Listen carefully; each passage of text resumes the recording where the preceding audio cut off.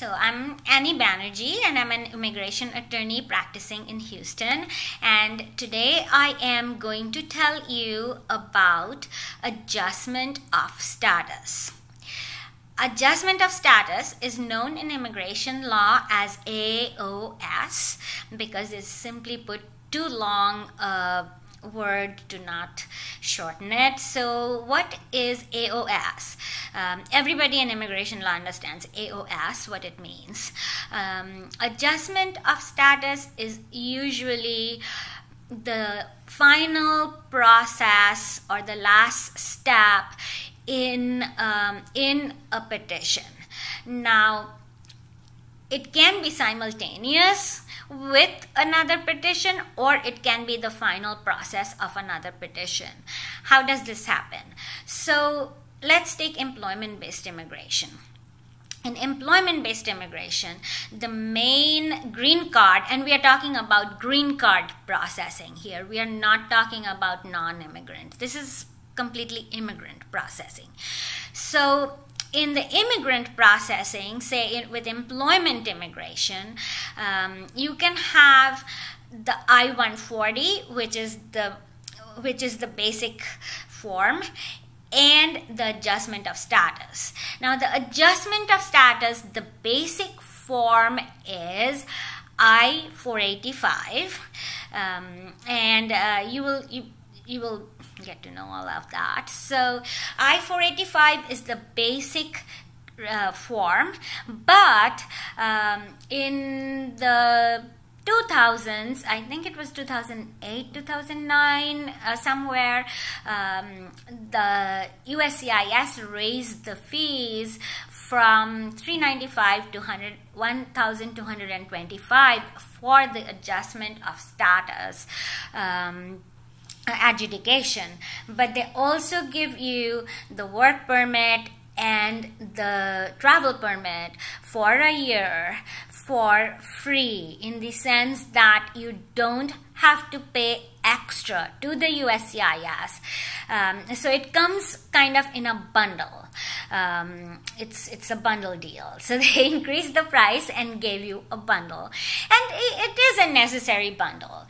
Although I might say if people are really old and they don't want to work, it's probably a useless bundle. But you have to have that bundle, or I mean, it's all or nothing. So for $1,225, you get to adjust your status. You get a work permit and travel permit. Those are, the work permit form is I-765 and the travel permit form is I-131, and you get that. And then there are supplements to the I-485 depending on the type of adjustment it is, employment or family. And it comes in a bundle, and we do all the forms in the bundle. So how do we do it? Now, for certain nationalities, depending on the visa category and the nationality, you can do a concurrent step, which means it will be a concurrently, if it's employment based, it can be filed with I-140 plus this I-485, or if it is family based, it can be filed with I-130 and the I-485. However, technically, even if you file it together, technically the CIS would have to adjudicate first the I-140 or the I-130 and then the I-485. Okay? Why? Because in order to file the adjustment of status, you need the basis on which somebody is getting the green card approved. Okay? So for family, the I-130 approves, shows whether the person has a family connection or not. Like, are you a spouse of a U.S. citizen? Are you a father, mother? Are you a brother, sister? What is the family relationship? And that is proved by I-130.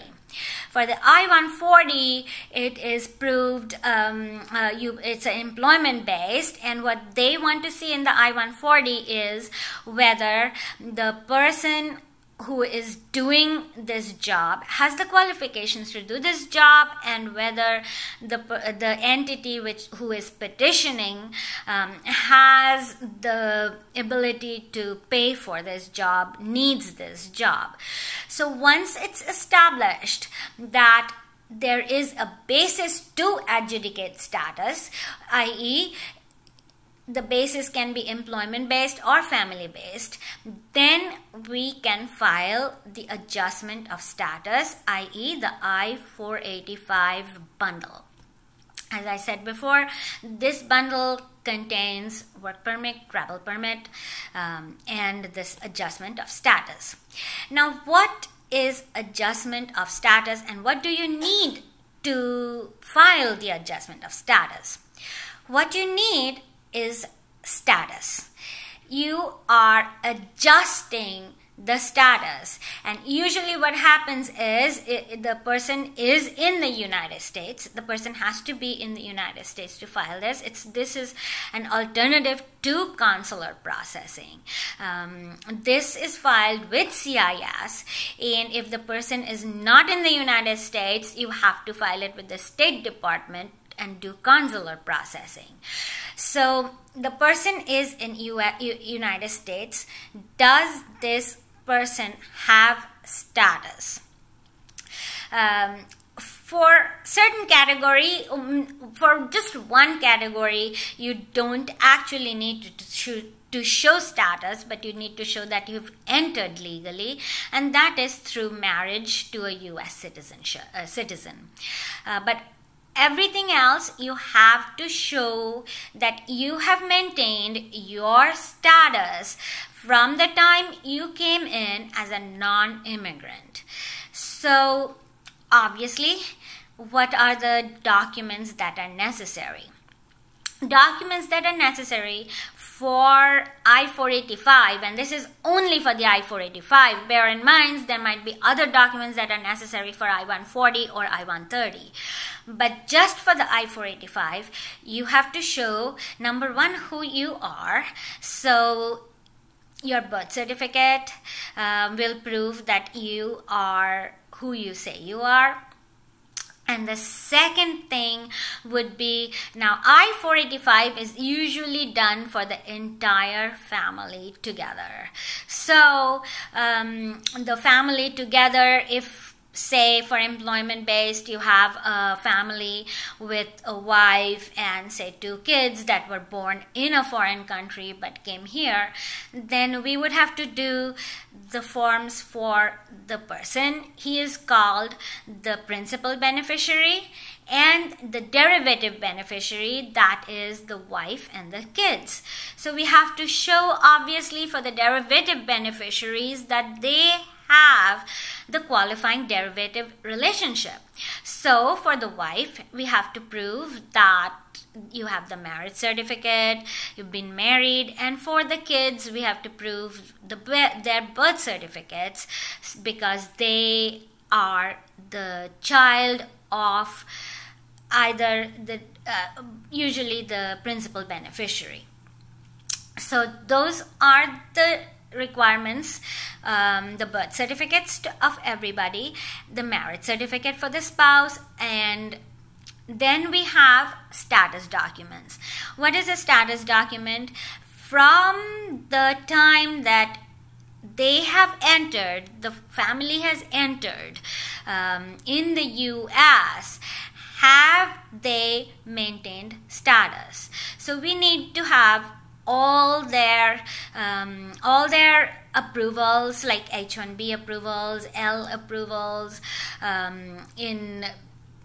or even B. So when did they come in? They came in people can come in from various ways. For instance, visitor's visa, B visa, then converted to F visa, student visa, and then converted to H visa, or they can come in on an L visa directly or an H visa directly.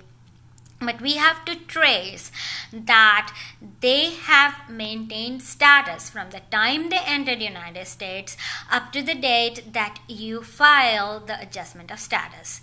So you will have to have all their approvals, all the in their passport. Every time that they have gone in and out, they will have passport stamps. You will also need the I-94s. The I-94 system became internet based recently, but you still see sometimes you still see the old I-94, which used to be a little card that was given out when people entered. Of course, it was easy to lose that card. Thank God it is now online, although sometimes online there are mistakes online, and those needs to be corrected.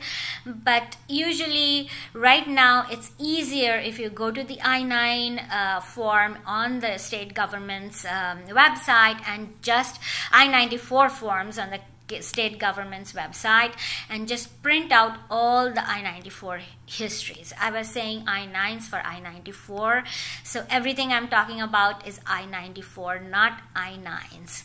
So I-94, the history of I-94 is there in the computer. We need that history. Or if they had entered in that old I-94, which is like a little card, we need that copy of that card. If they've lost it, we might have to file the FOIA request. But that's probably the best way to have to get the old I-94s. And what is the process? So once we gather all those information, once we fill out and have the applicant see all their forms, review, go through their forms, sign, they also need to do a medical exam. That is a necessity. And the medical exam makes sure they have all their vaccines are current, that they don't have any STDs, and then they don't have any communicable disease. Now, yes, they were living in the United States all this time. If they had any communicable disease or whatever, they had probably infected everyone anyways. So it doesn't make sense to have a medical done for somebody who is in the United States, but it's a requirement and we have to do it. So those are, so USCIS has their designated medical people, and the applicants have to go to these doctors and do medical, immigration medical, physical, whatever it is called.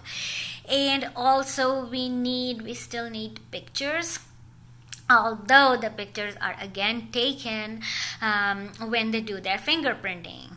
So So basically,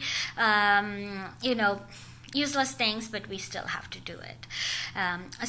So we need the birth certificates, marriage certificate for the spouse, derivative spouse, and all their documents proving that they had maintained status from the day they entered the United States.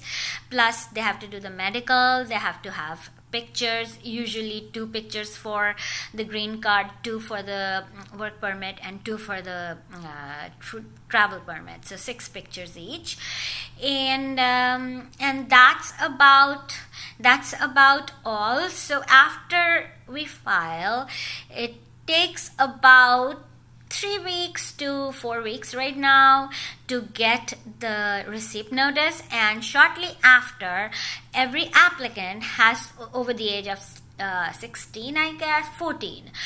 Every applicant over the age of 14 has to do a fingerprinting.